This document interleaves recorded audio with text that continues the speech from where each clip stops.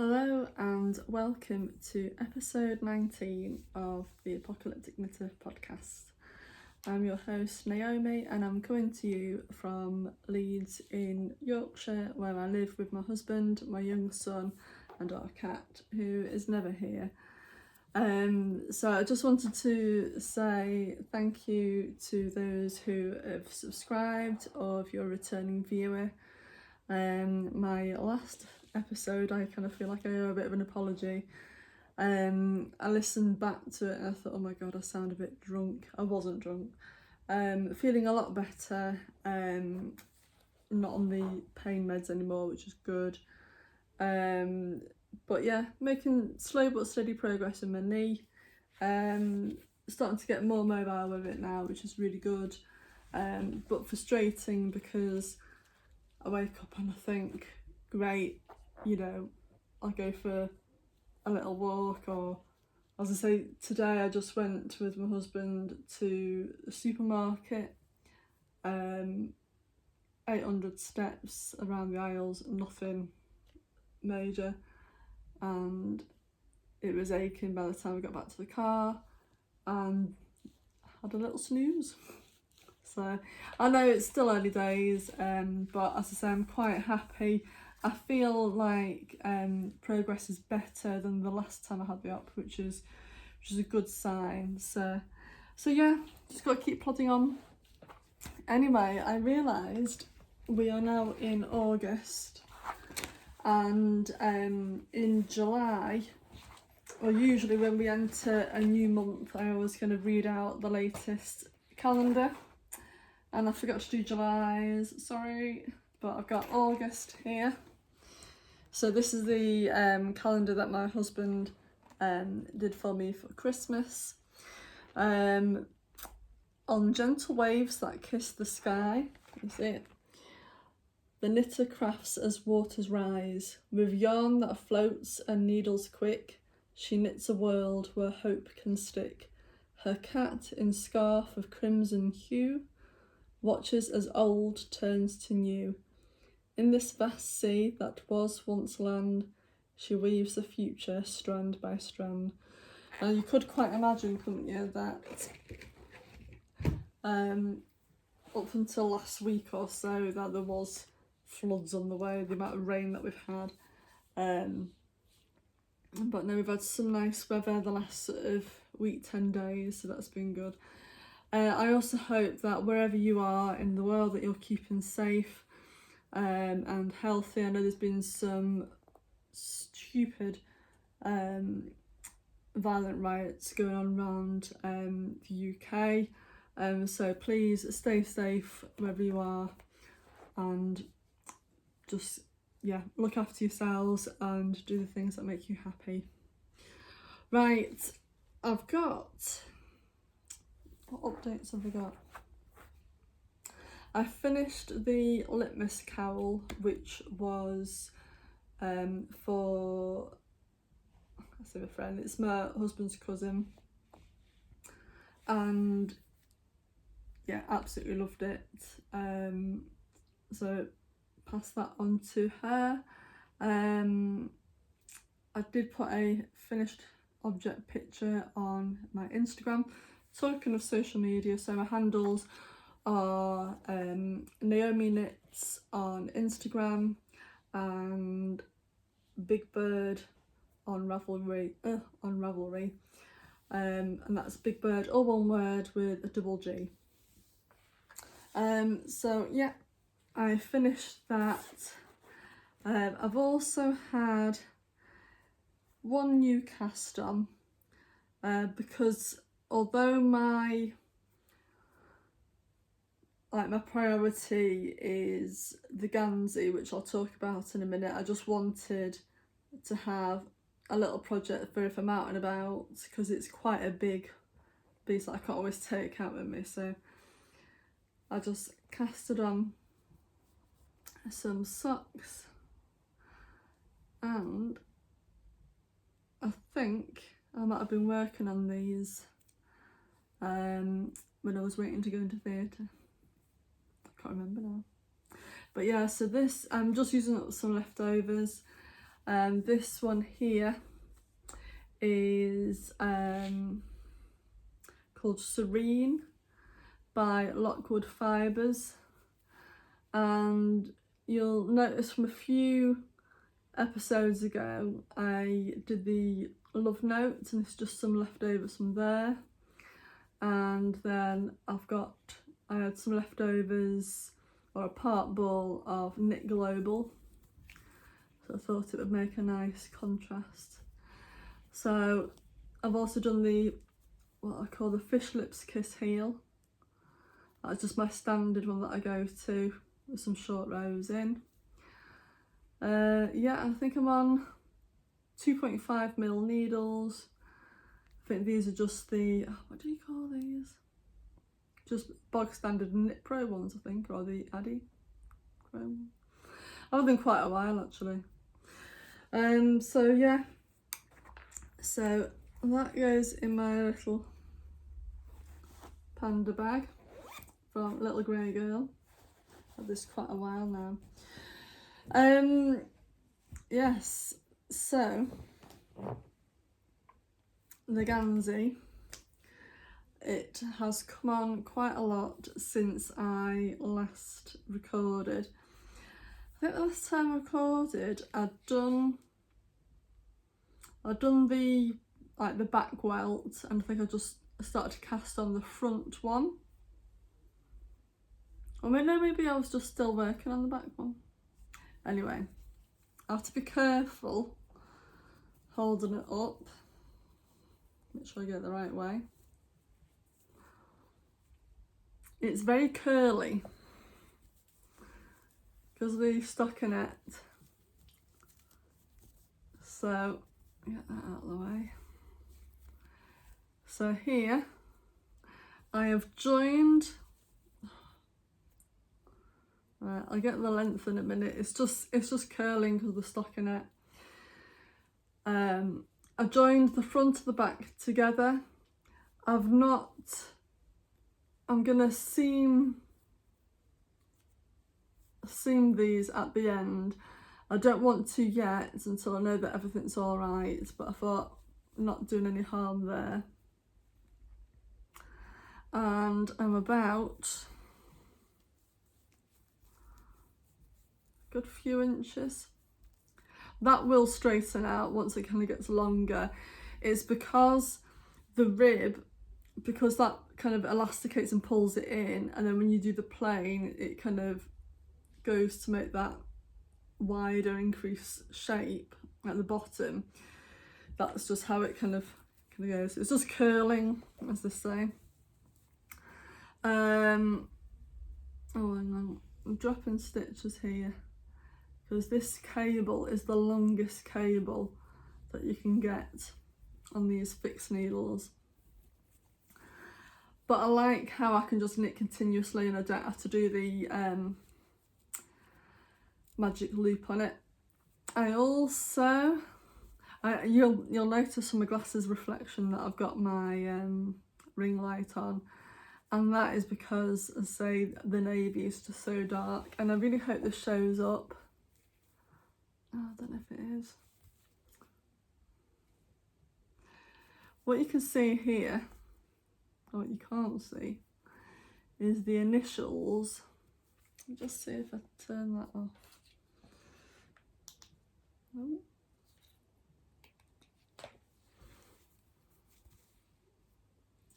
You can probably see it at an angle there.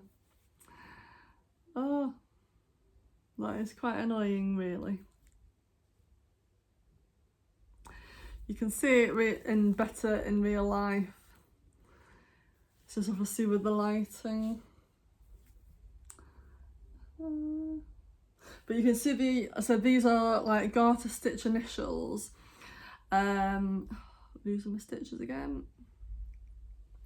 Garter stitch initials that traditionally went on the Ganseys. So that's the, oh, you might be able to see it a little bit better there. So I've done that. What I've also done, and I really hope you can see it. Can you see there, that line? do you know what? I'm determined to show this in the light. If I put something at the back of there,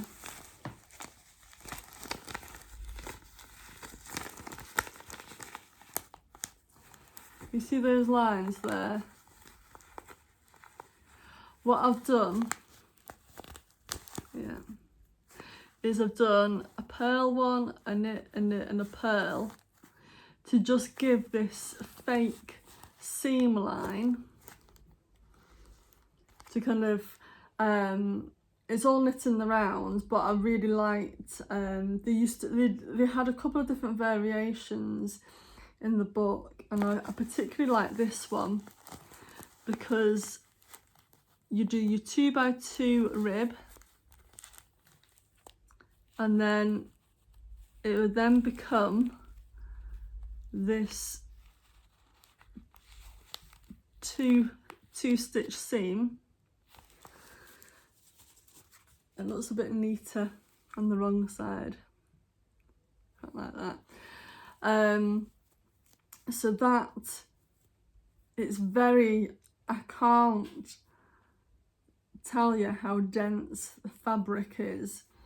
It's really, really, oh, it's going to be so warm. Can you see that? Oh, you can see the initials a bit better there, can't you? I swear they're better in real life. So that's that side. The needles that I'm using, I initially used the Lykke, is it Lykke? Lykke? Lykke. I used those needles. I'm using 2.25, so it's a really tight gauge. I really like dense fabric, and I used them, but as it's kind of got, well, as I put them on these two needles and I'm scrunching it up, and sometimes you put a bit of pressure, I snapped it. But I had bought these just recently. Now I think they're Addy ones, which are one of the more economic brands, if you call it. And I thought that, because the picture, I thought they were chrome, like a colour plated metal, but they're wood. But I just feel like they're just a little bit stronger or sturdier than the Lykke. That's my, as I am not affiliated in any way, but that's just my preference. I'm quite happy. And as I say, I mean, I know that I can't fully stretch it out to show you on the needles yet. Maybe as it gets a bit longer. I don't think I've got any needle stoppers. And then, what have I done? I've ordered something else. I ordered as a backup, because I thought, as this gets heavier and heavier, are these little wooden needles going to be able to cut it? So I did order, because I wanted to try it anyway, because I've never had them. I ordered a pair of Chiaogu needles, because a lot of people say that the red lace cable is really sturdy. So I've ordered that as a backup just in case, but I'm just being more mindful not to put too much pressure on. So anyway, what we are at the moment, and I'm doing like I'm doing like a daily progress keeper, because, so that's where I started this morning. I think I've just done about and I think I did about an hour and a half, so it's not too bad. And then I did a chunk yesterday. Now the design that I'm doing is like half plain, and then you kind of get the half yoke. And because I'm starting to get a bit of headspace back, I wanted to plot out the pattern. and so I ended up doing that last night. Now, I know that the recipients can be watching this video, so this is kind of more for their benefit, because I kind of want to give them the choices. Excuse me, I've just got my laptop on here. Now, we did talk about the Polpero design. Now, this is like a picture that I texted them, which is another navy one, and they're like, great, that's got, you know, plenty of detail, because there's the Appledora one, or Appledore, and that was just like a 2x2 rib, which is nice, but I thought you want it to be a bit more special and a bit more of the motifs of the detail. So this Polpero one, I had a really good picture of it, and I thought, I've got this book which has all the different motifs in it. I'll come back to this in a sec. So I thought, if I've got a picture of it, I'll be able to eyeball the different motifs and plot it on an Excel spreadsheet. And sorry, brain fog. Where was I going with this? And obviously I'll put in on my Excel spreadsheet how many stitches that I've got. Obviously made all the columns like really small and everything like that, and started to kind of plot. But what I noticed with the Polpero design is you've got the central panel was like a chevron design, just like arrows pointing down, and then each column next to them was what I call a full block diamond. I say full block, it's like it's filled in with moss stitch, so it's quite like a bold diamond print. And then to it's, if you imagine like a central column, that's like your middle, and then what it seems to be like a mirror image going outwards. So it had the chevron down the middle, and then it had these full diamonds, and then it also had some hollow diamonds, so it's just the outline of the diamonds, and then it just had more chevrons, and then just faded out with moss stitch or seed stitch. And I mean, it was fine, but I thought, I wasn't sure if it contains the full effect of the motifs that you're after. That's my only thing here. So what I've tried to do is I've tried to design something, and saying this is like a personal note to the recipient. Let me know what you think of this. If you are happy with it, great. If you want me to just keep it to the Polpero design, absolutely fine. I'm hoping that you can see this. Right, so this is what I've designed. So in the middle we've got the chevrons, and then either side is what I call the full block diamond. And then going out, I'm doing those, what we call the ladders. These red columns, I'm proposing like a simple cable. And then here I found this, which is what we call a starfish. And then back to another cable, another set of ladders, and then onto moss stitch. Because I know we also spoke about like an anchor. There's also I'll show you these motifs, and I thought you could have, if you wanted something a bit more than the Polpero, you could have this, and each of these segments all stay the same going down. Or if you wanted them all to stay the same except for these motifs here on this column and that column, and they could kind of be like alternated going down. So I counted up the stitches, because obviously you don't want, I'm looking at the width of that motif, and obviously you want the anchor to be, you know, the same. So these are ones that I've kind of picked out from the book.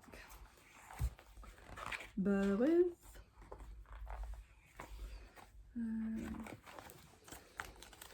So you've got that anchor is compatible with it,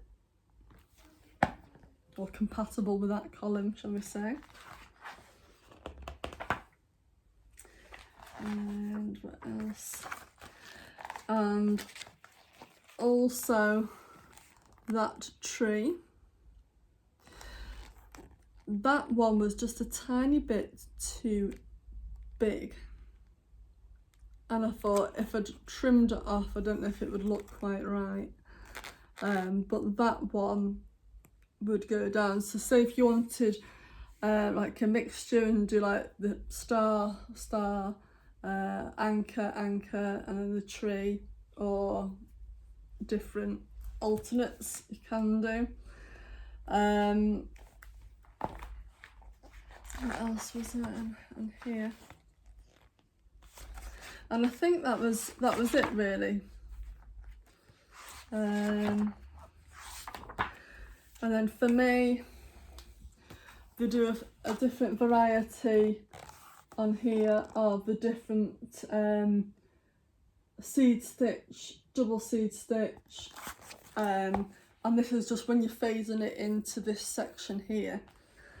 And they just keep that as just like a nice background detail, but nothing too prominent, because it's going to get hidden by the natural creases with the sleeves and everything like that. So yeah, I'm happy that that kind of has all the stitch detail there. Just let us know what your thoughts are. You don't have to tell me straight away. I'm going to be on this stockinette bit for, as I say, at least another week, I reckon. Then, because this stitch detail that I've done down up the side, this is it. Bear with me. Because I also looked in the book,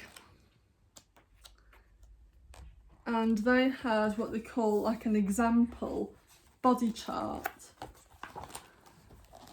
So this is what I mean. So you'll have that central panel.